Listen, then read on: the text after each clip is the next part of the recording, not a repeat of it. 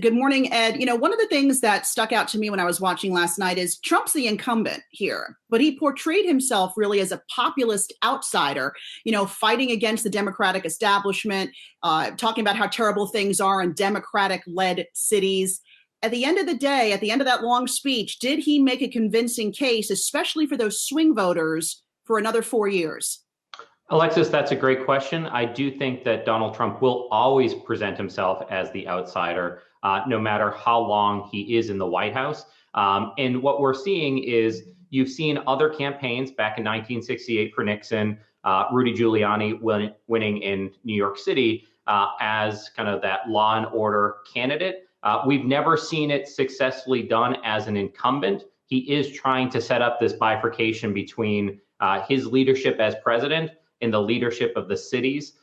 Whether or not voters kind of make that distinction themselves is yet to be seen. Generally speaking, in politics, we look at what is the right track or wrong track of the country, and that usually depends on whether or not an incumbent can win. It'll be very difficult to have the wrong track numbers that we're seeing, and for Trump to have a boost from that. Ed, when you talk to clients, who do they believe, now that they have seen both conventions, who do they believe could build the U.S. economy back after the pandemic? Who could build it back better? Yeah, Brian, that is a big debate. I think that what we're seeing is that the market has rebounded off of the lows in March. I think largely due to the fiscal and monetary support that's been for the economy. They look at both of these candidates and they think that a Democratic sweep is what is going to be most likely to continue at least the fiscal support. The kind of pushback to that is that Trump in his policies on regulation and tax certainly have been favorable to the market. But generally speaking, I think that fiscal support is what is most important to clients. What about that bounce that we're thinking Trump may get from all this? I mean, the Democrats had an opportunity during their convention, not just to talk about police misconduct, but to address the violence we're seeing in cities across our country. And I don't really think they did that. So does Trump get a boost from putting himself out there as the law and order leader? Great question. What we're in the middle of right now is a little bit of a polling desert because we've had 3 straight weeks of really important news. Once we get those polls, probably post Labor Day, we'll have a better sense of where this election is. And we'll be all trying to decide whether or not it was the selection of Kamala Harris, was it the Democratic convention or the Republican convention that had the biggest impact, if any, on those polls. But generally speaking, what we saw last night by President Trump is what we've been saying all along, is that President Trump wants to make this election about a choice between him and Joe Biden. And when President Trump, with approval ratings in the 40s, the only way you win when you're underwater on your approval ratings is make your opponent less favorable. So Democrats spent a lot of time last week trying to boost up the favorability ratings of Joe Biden.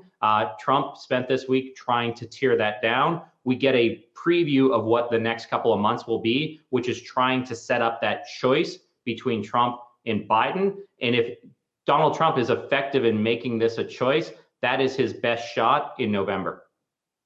And in the short time remaining before the election, can Joe Biden convince voters, undecided voters, that he wouldn't come in here and ruin the economy to the extent that President Trump is suggesting? I would say he's off to a tough start with that soundbite a week ago saying he would raise taxes. Yeah, so what Biden has said is that there would be no tax increase on anyone who makes less than $400,000. Whether or not that is what's believed is a different question.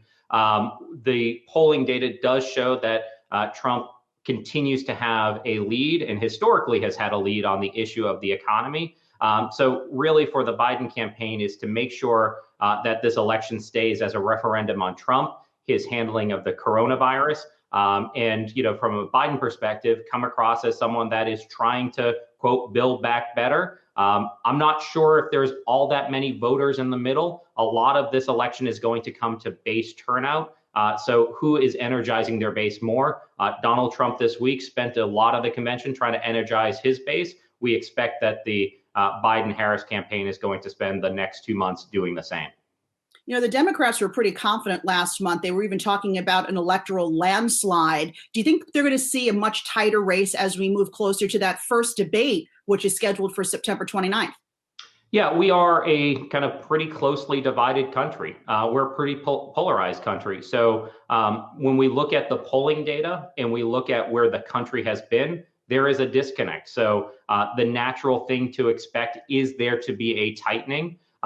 The other issue is that in individual states, there is going to be areas where Donald Trump wins a state huge and Biden wins a state huge. So there is also a disconnect between what is the popular vote in the electoral college vote. I think this election is still, kind of has a lot to play out. Remember, this is 2020. So I'm not, I think Biden has a lead as it is today, but we have to watch over the next couple of months, especially with these debates. That debate is the day before government funding runs out on the fiscal year. We need to figure out what's happening with fiscal relief for this economy. So there's a lot left to be written about this election before it's decided. I'm withholding judgment until I have all those data points to say if it's going to be kind of a big win one way or another. Hey investors, Zach Guzman here. Are you interested in learning more about the markets and getting the latest financial news? Well, then click right here to subscribe to our Yahoo Finance YouTube channel.